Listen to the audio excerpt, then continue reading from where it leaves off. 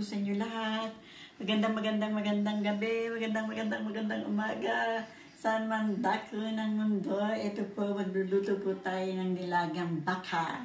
Ayan, nilaga ko na nga po siya at nilagyan ko na po siya ng sibuyas. Ayan, atin po siyang titimplahan.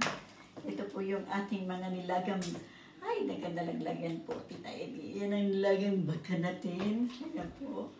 Ayan po. Hindi po niyo makita kasi po mataas po yung aking pagluluto. Ayan po. Ayan. Yan. Anahan ko po siya. Timplahan po natin timplahan na po natin siya. Nilagyan ko na po yan ng kanina ng paminta at saka ng laurel. At yan po. Dagdagan po natin siya. Ayan. Dagdagan dahil hindi pa po sapat yung nilagay ni Tita Amy. Ayan. Ayan na po. Ayan na po Tita Amy. Lagyan ko po pa siya na. Kasi, ayan. Pasensya na po kayo kay Tita Amy. Ayan. Lagyan ko pa po ng konti pang paminta. Parang hindi po yata nag-ayos kanina. Lagyan po natin siya ng paminta. Buo. Ayan po, nilagyan po na yung pamintang buo. Uy, tapos na yung sinaing. Tapos na yung sinaing dito sa kabila. Tapos na po yung sinaing dyan sa kabila. Ayan. Hindi pa po kasi, kasi nilaga ko po yan kanina. Tapos pinatay ko para po, maalis po natin yung takip ng pressure cooker. Ngayon po, pinakukuha ko siya ulit para mas hindi naman nailagay natin po yung ating mga gulay. Meron po akong repolyo at saka anselga. Hindi ko po alam kung ano po sa Tagalog ang anselga eh. Tapos meron po akong patatas. Ito po yung ating patatas. Ayan. Kita po ba? Ayan. Yan, meron po tayong patatas. Ayan. Kukunin ko po yung patis para po malagyan natin ang patis.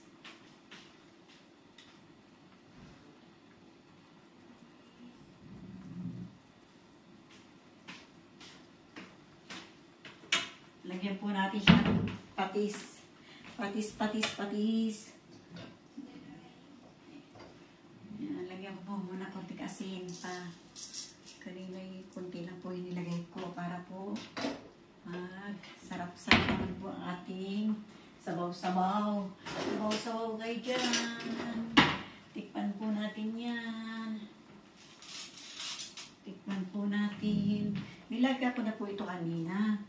Kaya lang po, hindi ko po masyadong tinimplahan. Kaya kasi po, naisip ko nga po baka mag-alat-alat naman po. Mag-alat-alat. Ayan.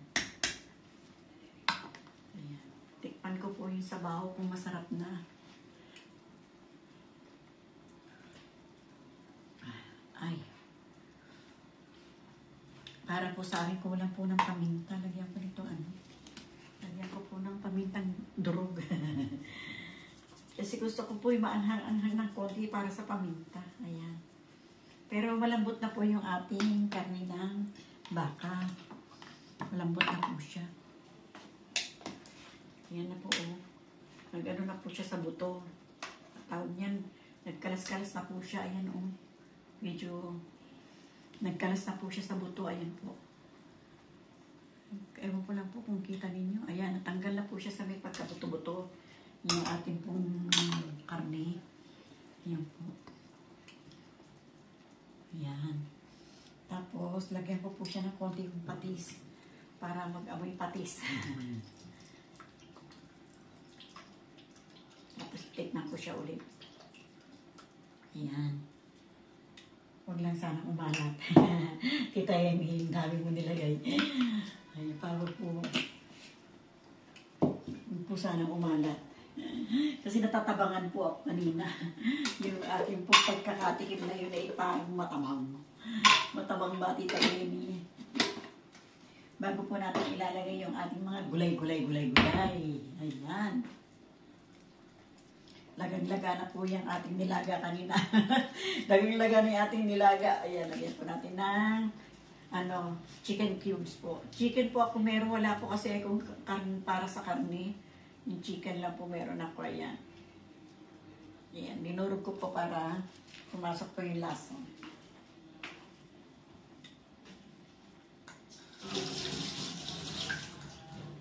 Ayan. Anong naamoy mo, Sophie? Nahaba-haba yung nguso ng aking supi-supi dyan. Nahaba ang nguso ng aking dog-dog-dog. Anong naamoy mo? Meron ka naamoy ng nilaga. Yung aking dog. Nag-aamoy ng nilaga. Ayan. Ayan.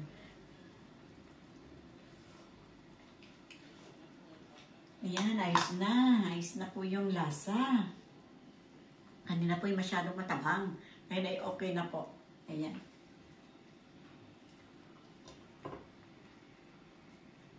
Takpan ko po muna ng kaunti pa. Bago po natin ilagay yung, para lumasa lang po yung mga nilagay kong mga pampalasa.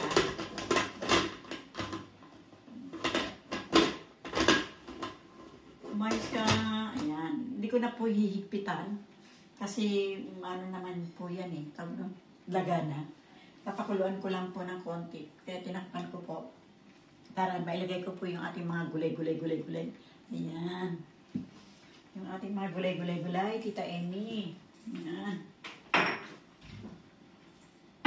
Tsaka tumama na rin po yung lasa ng paminta. Yung pangalawang tikim po natin. Okay na po yung lasa ng paminta. Masarap na po yung lasa ng paminta. Wala po kasi ako ng yung pansili. Hanap-hanap na. Hanap-hanap, Tita Amy, kung mayroong pansili dyan. May pansili ka pa dyan. Walang pansili si Tita Amy. Ayan, mus na talaga.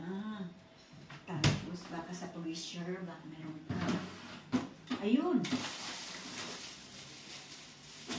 Ano po ito? Ano po ito? Sili. Ayan, may sili dito. Salamat naman po. Ayan po dito sili. Dahil ka sa sili, Tita Amy, ha? May butas na itong ating supot-supot na to. Nilalagay po namin sa freezer itong ating sili-sili, yung mga sili-siling ganito. Lagay ko po sa freezer para hindi po nasisira. Ayan. Lagay po ako ng mga 5 sili-sili. Ayan. Ayan. Ayan. Lagay po tayo ng 5 sili-sili dyan. Ayan. Tapos maya-maya po, ilalagay natin itong ating mga gulay-gulay. Ayan, Tita Amy. Ayan.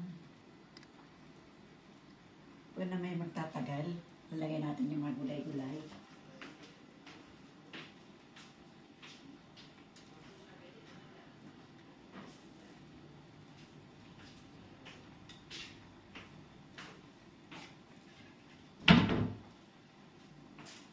Mga 2 minutes lang po ito. Ayos na itong ating mga gulay-gulay na yan.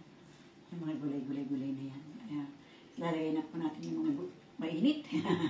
Ay, Tita Amy, mainit. Yung natin sinaing, Tita Amy. Ayan. Wait lang po tayo ng konti para po po yung ating kulot lang po ng kasi yan ay nilaga ko na po kanina. Tapos hinihintay ko lang po yung pagkulo ng konti para nailagay po natin itong ating gulay, itong patatas. Ang importante po ito yung patatas. Lalagay ko po. Ko muna po siya. Mas panasa ng konti. Ayan. Yung ating po tingnan ko nga, kulo na. Ayan, kulong-kulo na po. Ayan. Para ilagay ko po yung Joseph Amy. Worship ka, ilagay po natin itong patatas natin. Ayan. Ayan.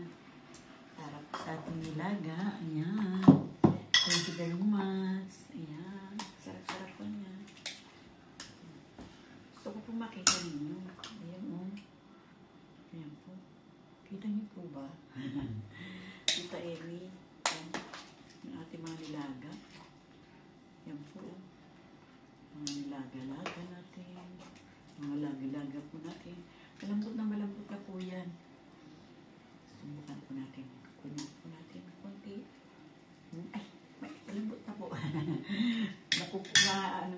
kasama na po sa ating pagano. Ayan. Tapos ulit tayo ng konti ulit.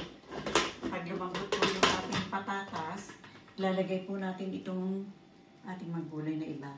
Ayan po. Wait lang po tayo ng konti. Yan po. Silipin po natin ulit yung ating niluluto. Kung ano na po, malambot na po itong ating patatas. Ayan, malambot na po. Pwede na po yan. Ilagay natin itong ating repolyo. Mga gulay-gulay po natin. Ayan, masarap-sarap po yan. Lagay po natin yan. Lagay ko rin po itong anselga. Hindi ko po alam kung anong pangalan po doon sa atin ito. Anselga po dito eh. Ayan.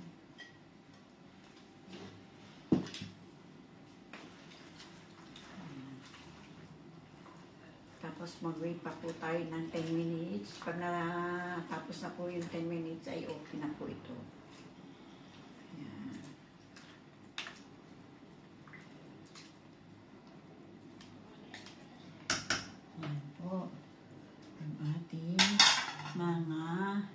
Tikman ko po ulit. Tingin mo ulit si Tita Ellie kung masarap. Yan.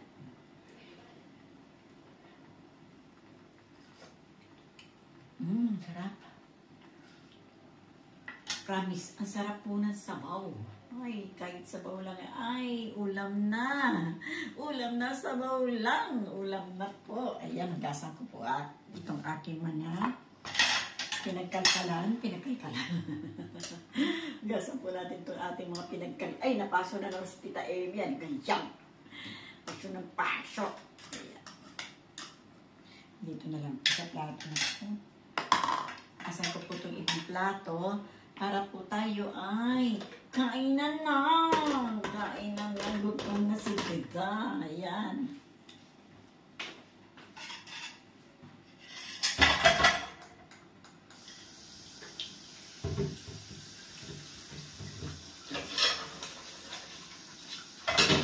Gasan ko po ito para wala tayong maraming hugasan. Ayan, mayroon tayong maraming hugasan. Ayan. Masakit sa mata ang maraming hugasan. Tapos kakain na po tayo in 10 minutes.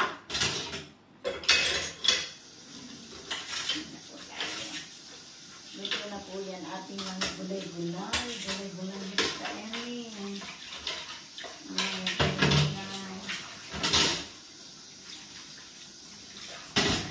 Hindi niyo ako makita kasi hindi natin maikot yan. Ang ating. Ayan.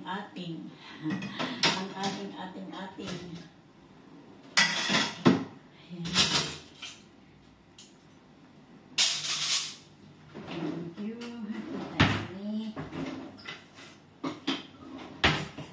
Ayan, at ang pamulas ni Tita Amy. Naprasan po natin ang kwento ng konti. Ayan. Hindi ko napapainit yung ating kanin para magkainan na po tayo mamaya.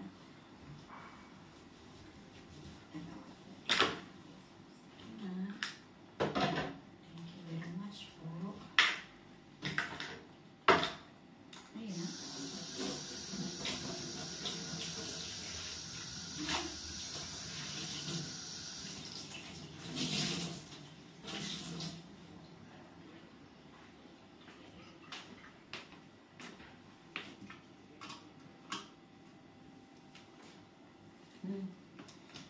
Silip kay Tita Amy. Hindi pa nakulo. Di ba po nakulo yun lang yan nating gulay. Mix po talaga. Kailangan. Gutom ka na ba talaga Tita Amy? Konti na lang eh. Gutom na eh. Gutom na Tita Amy eh. Sandaling-sandali na lang Tita. Naglagay ka na lang ng plato at nang tayo pagkain na. Tapos ng 10 minutes yan na iluto na kasi gulay na lang ang ating niluluto. Dahil si Kuya Ador, ayaw po ng gulay na hindi po lutong-luto. Gusto niya po ay lutong-luto. Ang iba naman po ay medyo crispy-crispy pa sa gulay. Tayo po ay lutong-luto at kailangan natin. Ayan. Tapos nakawagin ko po yung ating mga apugan kung kain na rin po sila sa mabali sa atin. Gutom na po. Talagang pong promise po, magutom na po. Gutom na yan si Tita Amy Yarn. Ayan.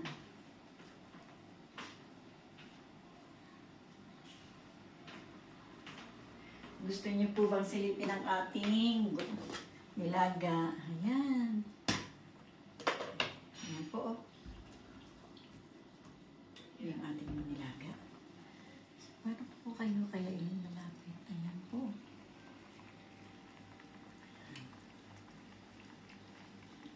Ayan, yung ating nilaga. Kaya konti na lang po tayo. Konting taste na lang po talaga tayo. Matatapos na po yung ating nilaga. May siserve na po natin yan. Kakain na po tayo. Ayan. Niluto ko na lang po itong mga repolyo kasi pag matigas po si Kuya Adoy, reklamo na reklamo. Mama, saan niluluto maigi yung yung mga gulay, lalo na po itong repolyo. Ayaw niya po ng, kasi yung repolyo, may mga matitigas po na parte na gano'n, yung parang pahaba na ganyan. Gusto niya po ilutong-luto yan kasi gusto niya po kakain na maayos. Ayan. Kasi mahina ng ipin ni Kuya Ador. Hindi naman po mahina, pero talagang ayaw po talaga niya na makikitain. Ayaw po niya na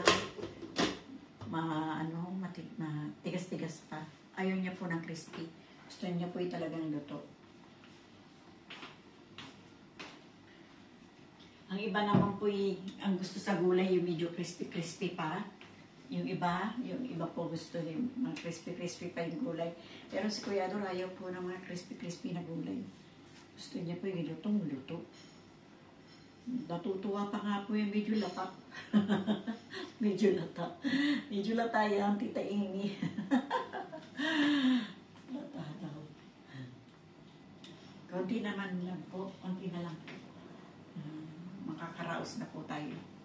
Kakain na po tayo. Kainan na.